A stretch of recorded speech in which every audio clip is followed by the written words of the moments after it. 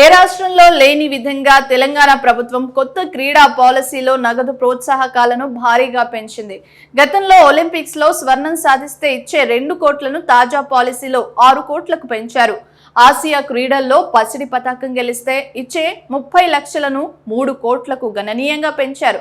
ఇకపై ఒలింపిక్స్ లో రజతానికి 4 కోట్లు, కాంస్యానికి 2 కోట్లు, ఆసియా క్రీడల్లో రజతానికి 1.5 కోట్ల, కాంస్యానికి 75 లక్షలు ఇవ్వనున్నారు.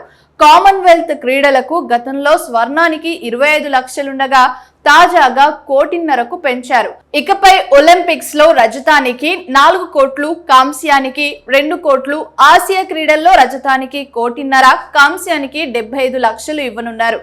కామన్వెల్త్ క్రీడలకు గతంలో స్వర్ణానికి 25 లక్షలుండగా తాజాగా 1.5 కోట్లకు పెంచారు. రజతానికి 75 లక్షలు, కాంస్యానికి 50 లక్షలు అందిస్తారు. సాధారణ క్రీడాకారులతో సమానంగా ఎలాంటి వ్యత్యాసం లేకుండా పారా అథ్లెట్లకు కూడా ఇవే నగదు బహుమతులను అందించనున్నామని శాట్ చైర్మన్ శివసేనారెడ్డి చెప్పారు.